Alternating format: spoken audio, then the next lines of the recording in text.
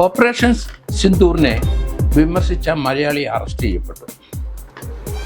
അയാൾ ഇന്ത്യക്കെതിരായിട്ട് ശബ്ദിച്ചു. നമ്മുടെ പാകിസ്ഥാനുമായിട്ട് നമ്മൾ നടത്തുന്ന ഓപ്പറേഷൻ സിന്ദൂർ അതിനെതിരെ അയാൾ പ്രതികരിച്ചു. അയാൾ സോഷ്യൽ മീഡിയയിലാണ് ഇപ്രകാരം പ്രതികരിച്ചത്. നാഗപ്പൂർ പോലീസ് ഇപ്പം സോമോട്ടോ ആയിട്ട് എഫ്ഐആർ ഇട്ടു. സോഷ്യൽ മീഡിയയിൽ ഇന്ത്യക്കെതിരായിട്ടുള്ള കമൻ്റാണ്, ഓപ്പറേഷൻ സിന്ധുവിനെതിരായിട്ടുള്ള കമൻ്റാണ്. തീർച്ചയായിട്ടും രാജ്യദ്രോഹത്തിൻ്റെ പരിധിയിൽ വരും. ഇന്ത്യൻ പീനൽ കോഡിലെ 153, 54 വകുപ്പുകളൊക്കെ ഇതിനകത്ത് വന്നാൽ ഡെത്ത് പെനാൽറ്റി അല്ലെങ്കിൽ ലൈഫ് ഇംപ്രിസ്മെൻ്റ് കൊടുക്കാം. കാരണം അതിനി അയാൾക്ക് ഡിനൈ ചെയ്യാൻ കഴിയില്ല. കാരണം അയാൾ സോഷ്യൽ മീഡിയയിലാണ് പ്രതികരിച്ചത്. ഹലോ ആൻഡ് ഹായ് എവരിവൺ, നമസ്കാരം and welcome to reaction by Ranjullikkal. എല്ലാവരും സുഖമായിരിക്കുന്നെന്ന് വിശ്വസിക്കുന്നു. നമ്മൾക്ക് സമാധാനം നൽകുന്ന വാർത്ത, സീസ് ഫയർ വന്നിരിക്കുന്നു. കുറച്ചെങ്കിലും നമ്മൾക്ക് ഇപ്പോഴത്തെ അവസ്ഥയിൽ ആ ടെൻഷൻ കുറയുന്നൊരു കാര്യമാണ്. നമ്മൾ ശ്രദ്ധിക്കേണ്ടുന്ന ഒരു കാര്യം, പ്രതിരോധത്തിൽ ഊന്നി നിന്ന ഒരു നടപടിയാണ് ഇക്കാര്യത്തിൽ നമ്മുടെ രാജ്യം നടത്തിയത്. And that should be a big thing. അങ്ങോട്ട് കയറി സാധാരണക്കാരെ ഇല്ലാതാക്കുക, സിവിലിയൻസിനെ അറ്റാക്ക് ചെയ്യുകയല്ല ഇന്ത്യ ചെയ്തത്. ഇങ്ങോട്ട് വന്ന ആക്രമണത്തെ പ്രതിരോധിച്ച് നിർത്തുകയാണ്. ഒരുപാട് പ്രകോപനം ഉണ്ടായിരുന്നു, പക്ഷെ പരമാവധി പ്രതിരോധത്തിന്റെ വഴിയാണ് ഇന്ത്യ നോക്കിയത്. And that's a big thing our nation has done. പക്ഷേ അതൊക്കെ മനസ്സിലാക്കാതെ, ആ കാര്യങ്ങളൊന്നും മനസ്സിലാക്കാതെ അപ്പുറത്തുള്ള ആരെങ്കിലുമൊക്കെ പറഞ്ഞു വിടുന്ന കാര്യങ്ങളെല്ലാം കേട്ടിട്ട് ചില സോഷ്യൽ മീഡിയ പോസ്റ്റുകളിട്ട ചിലവരുണ്ടായിരുന്നു. ഞാനൊന്നും പറയുന്നില്ല അവരെ കുറിച്ച്. അങ്ങനെ പ്രതികരിച്ച ഒരു വ്യക്തിയെ പോലീസ് അറസ്റ്റ് ചെയ്തിരുന്നത്, നാഗ്പൂർ പോലീസാണ് അറസ്റ്റ് ചെയ്തിരിക്കുന്നത്. അപ്പൊ അത് കണ്ടിട്ടാണ് തോന്നുന്നു ഇത്രയും ദിവസം വലിയ വെല്ലുവിളിയും വലിയ ജാടയും ഞാൻ കാരണം 1 മില്യൺ വ്യൂസ് എനിക്ക് കിട്ടിയട എന്നൊക്കെ പറഞ്ഞ ഒരുത്തൻ ഇപ്പോ കരഞ്ഞ് മെഴുകുന്നുണ്ട്. അത് നമുക്ക് കണ്ടറിയാൻ കോശി ആ കരഞ്ഞു മെഴുകിൽ എവിടെയൊക്കെ ചെന്ന് നിൽക്കുന്നു. എന്തായാലും കരഞ്ഞു മെഴുകിലേക്ക് ഞാൻ വരാം. അതിനു മുമ്പ് നമുക്ക് ഈ അറസ്റ്റ് ചെയ്ത വാർത്ത ഒന്ന് കേട്ടു നോക്കാം. ഇയാൾ കൊച്ചി എടപ്പള്ളിയിലുള്ള റിജാസ് എം ഷീബ സൈദിഗീൻ എന്നാണ് ഇയാളുടെ പേര്. റീജാസ് എന്ന് നമുക്ക് പറയാം. 26 വയസ്സുകാരനാണ്. ഇയാളാണ് ഇന്ത്യക്കെതിരെ, രാജ്യത്തിനെതിരെ പ്രതികരിച്ചത്. ഇയാൾ ഓപ്പറേഷൻ സിന്ദൂറിനെ വിമർശിച്ച് സംസാരിച്ചു. 26 വയസ്സേ ഉള്ളൂ. ഒരു സ്വതന്ത്ര മാധ്യമ പ്രവർത്തകനാണ്.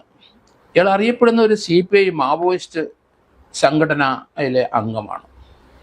കേരളത്തിൽ ഇയാൾക്കെതിരായിട്ട് കേസെടുത്തിട്ടുണ്ട്. ഇപ്പം മഹാരാഷ്ട്രയിലെ നാഗപ്പൂരിലിരുന്ന് സോഷ്യൽ മീഡിയയിൽ ചില കമൻറ്റുകൾ ഇട്ടു. അത് ഇന്ത്യയുടെ ഓപ്പറേഷൻ സിന്ദൂറിനെതിരായിട്ടാണ്. മാവോയിസ്റ്റ് സംഘടനയിൽ പ്രവർത്തിക്കുന്ന ആളാണ്, അല്ലെങ്കിൽ ആ അനുഭവം പ്രവർത്തിപ്പിക്കുന്ന ആളാണ്. നാഗപ്പൂർ പോലീസ് ഇപ്പം സോമോട്ടോ ആയിട്ട് എഫ്ഐആർ ഇട്ടു. സോഷ്യൽ മീഡിയയിൽ ഇന്ത്യക്കെതിരായിട്ടുള്ള കമൻ്റാണ്, ഓപ്പറേഷൻ സിന്ധുവിനെതിരായിട്ടുള്ള കമൻ്റാണ്. തീർച്ചയായിട്ടും രാജ്യദ്രോഹത്തിൻ്റെ പരിധിയിൽ വരും. ഇന്ത്യൻ പീനൽ കോഡിലെ 153, 54 വകുപ്പുകളൊക്കെ ഇതിനകത്ത് വന്നാൽ ഡെത്ത് പെനാൽറ്റി അല്ലെങ്കിൽ ലൈഫ് ഇംപ്രിസ്മെൻ്റ് കൊടുക്കാം. അമ്മാതിരി ശിക്ഷ ലഭിക്കാവുന്ന കാര്യങ്ങളുണ്ട്, അല്ലെങ്കിൽ പൊക്കിയിട്ട് കഴിഞ്ഞാൽ മക്കളെ പണിയാണ് ഈ വിഷയത്തിലെന്ന് ഇതിനു മുന്നേ പ്രതികരിച്ച പലരുടെയും കാര്യത്തിൽ ഞാൻ പറഞ്ഞിട്ടുണ്ട് കേട്ടോ. ഈ പറയുന്ന ഈ ബിഗ് ബോസിലൂടെ വന്ന ഒരുത്തൻ റിയാസ് സലീം, അവൻ വലിയ അവിടുത്തെ ആളാണെന്ന് അവൻ്റെ വിചാരം. അവൻ്റെ ഈ പോസ്റ്റ് കണ്ടപ്പോഴും ഞാൻ പറഞ്ഞു, ഇതൊക്കെ ഇടും വലിയ ഷോ ഓഫ് കാണിച്ചിട്ട് ഞാൻ വലിയ മാനവികതയുള്ളവനാണ്, ഞാൻ വലിയ ഹ്യൂമാനിറ്റേറിയൻ ചിന്താധികാരാണെന്നൊക്കെ ആൾക്കാരെ കാണിക്കുന്നതിന് വേണ്ടി ഇമാതിരി കുത്ത കാണിക്കുമ്പോൾ ശ്രദ്ധിക്കുക, ഇത് രാജ്യത്തിൻ്റെ അഖണ്ഡതയ്ക്കെതിരെയാണ് നിങ്ങൾ പോസ്റ്റ് ഇടുന്നത്. ഒരു വിഷയം വരുമ്പോൾ ഇപ്പോൾ കേരളത്തിൽ വെള്ളപ്പൊക്കമുണ്ടായി, കേരളത്തിനൊരു ബോർഡർ ഉണ്ട്. ഈ വിഷയത്തിൽ പറയുന്ന ആൾക്കാർ പറയുന്നതാണ്, ഒരു രാജ്യം എന്ന് പറയുന്ന ഒരു ബോർഡറിൻ്റെ അകത്തുള്ള കാര്യം മാത്രമാണ്, അല്ല വരച്ചിട്ടൊരു ബോർഡർ മാത്രമാണെന്ന് പറയുന്നത്.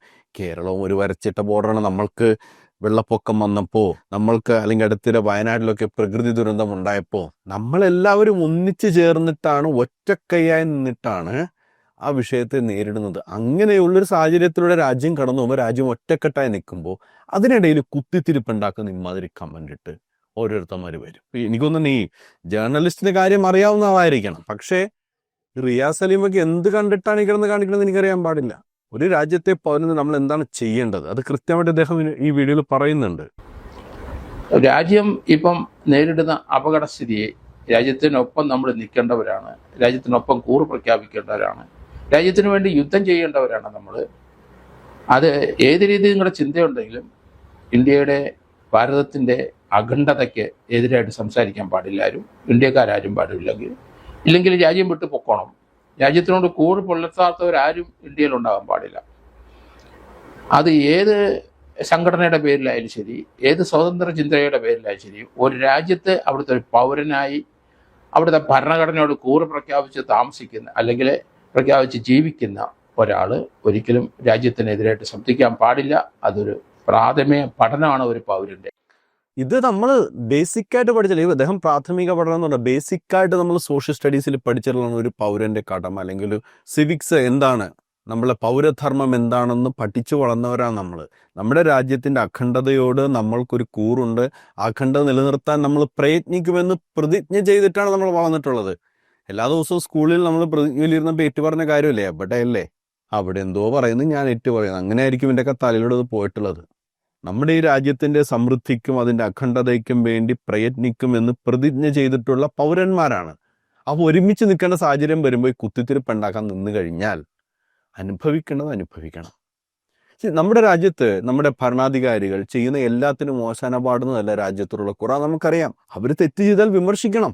അതല്ലേ നമ്മളൊരു ജനാധിപത്യ രാജ്യമായിട്ട് നിലകൊള്ളുന്നത്. പക്ഷെ രാജ്യത്തിന് തന്നെ വിപത്തായി വരുന്ന ഒരു കാര്യത്തിനെതിരെ രാജ്യം പ്രതികരിക്കുമ്പോൾ അതിൽ കുത്തിത്തിരിപ്പ് കാണുകയും അതിൽ ലജ്ജിക്കുകയും അതിൽ നാണക്കേട് തോന്നുകയും ചെയ്യുന്നവരൊക്കെ നമ്മൾക്ക് ഈ പറയുന്ന പോലെ എൻ്റെ സ്വാതന്ത്ര്യമാണ്, വ്യക്തി സ്വാതന്ത്ര്യമാണ്, അല്ലെങ്കിൽ അഭിപ്രായ സ്വാതന്ത്ര്യമാണ് എന്നൊക്കെ പറഞ്ഞ് അതിനെ വളച്ചു കെട്ടാൻ ശ്രമിക്കുന്നവരെ നമുക്ക് അംഗീകരിച്ചു കൊടുക്കാൻ പറ്റില്ല. അവിടെ നിന്ന് വരുന്ന വാർത്തകളൊക്കെ സത്യം, ഇവിടെയുള്ളതൊക്കെ കള്ളം. അവിടെയുള്ളവരൊക്കെ ഇടുന്ന ട്വീറ്റ് അങ്ങനെ തന്നെ ഷെയർ ചെയ്യുന്നു.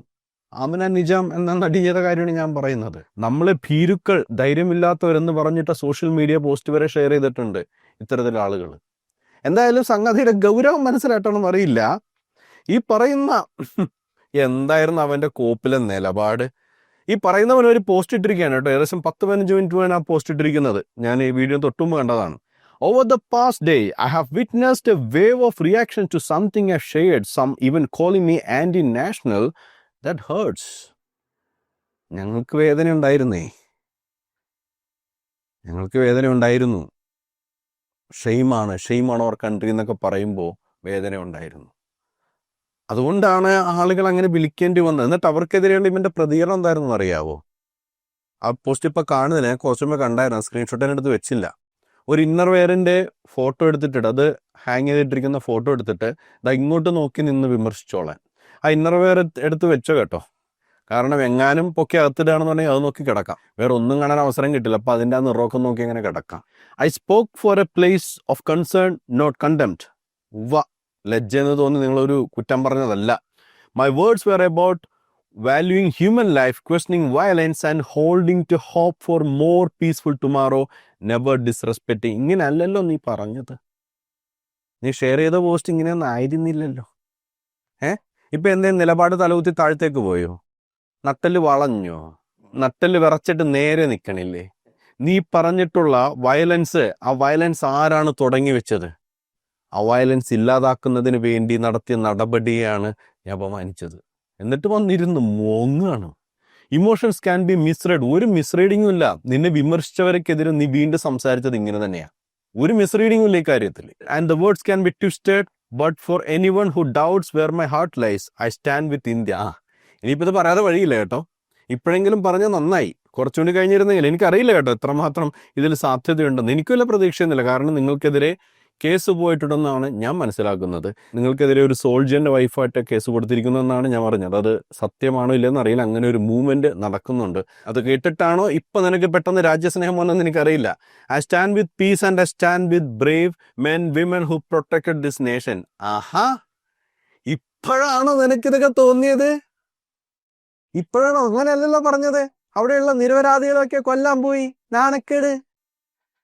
ഇപ്പൊ ഇത്ര പെട്ടെന്ന് നിന്റെ നാണക്കേട് പോയോ? ഇത്ര പെട്ടെന്ന് നിനക്ക് പ്രൗഡ് കയറി വന്നോ നിന്റെ മനസ്സിലേക്ക്? അതെങ്ങനെ കയറി വന്നോ? പണി കിട്ടുമെന്നായപ്പോ അല്ലേ? With the news the ceasefire today my heart feels lighter. This is more just an a political pause. It's flicker of hope between two nations with over 4000 years shared roots. Let's not waste it. സി, ഞാൻ പറയുന്ന അതിർത്തിയിലുണ്ടാകുന്ന വെടിവെപ്പ് അല്ലെങ്കിൽ അവിടെ നിരപരാധികൾ മരിക്കുന്നതിന് നമുക്ക് support ചെയ്യാം. അതുകൊണ്ടാണ് ഞാൻ തുടക്കത്തിൽ തന്നെ പറഞ്ഞത് വെടിനിർത്തലുണ്ടായിരിക്കുന്നു, ആശ്വാസകരമായ കാര്യമാണ്. പക്ഷെ തീവ്രവാദികൾക്കെതിരെ നടന്ന നടപടിയെ അതിനെക്കുറിച്ച് ഓർത്ത് എനിക്ക് ഇപ്പോഴും അഭിമാനമാണ്. അത് മാത്രമല്ല, ഇന്ത്യ കാണിച്ച ആ ഒരു മെച്യൂരിറ്റി വിഷയത്തിൽ അതെനിക്ക് അഭിമാനത്തോടെ മാത്രം ഓർത്തിരിക്കാൻ പറ്റുന്നൊരു കാര്യമാണ്. എൻ്റെ രാജ്യം കാണിച്ച മെച്യൂരിറ്റി, എൻ്റെ രാജ്യം കാണിച്ച പ്രിസിഷൻ, എൻ്റെ രാജ്യം കാണിച്ച റെസ്പോൺസിബിൾ മെഷർ, അതിലെനിക്ക് അഭിമാനമുണ്ട്. നിനക്കിതിനകത്ത് അഭിമാനം ഉണ്ടായിരുന്നില്ല കേട്ടോ. നിനക്കിതിൽ ഷെയിമായിരുന്നു, നിനക്ക് കാര്യത്തിൽ നിനക്കിതിനകത്ത് അപമാനമായിരുന്നു. ഇപ്പൊ പണി കിട്ടുമെന്നായപ്പോൾ പ്ലേറ്റ് മറച്ച് വെച്ചിരിക്കുകയാണ്. അപ്പൊ ശരി, എന്തായാലും വരുന്ന വഴിക്ക് വരട്ടെ. എന്താണ് ഇവന്റെ ഈ പ്ലേറ്റ് മറിക്കലും ഇവന്റെ ഈ ഇന്നർവെയർ തൂക്കലോ കണ്ടിട്ട് നിങ്ങൾക്ക് തോന്നുന്നത്, അത് കമന്റായിട്ട് രേഖപ്പെടുത്തുക. മറ്റൊരു വിഷയമായിട്ട് നമുക്ക് വീണ്ടും കണ്ടുമുട്ടാം. അതുവരേക്കും ബൈ ബൈ, ടേക്ക് കെയർ.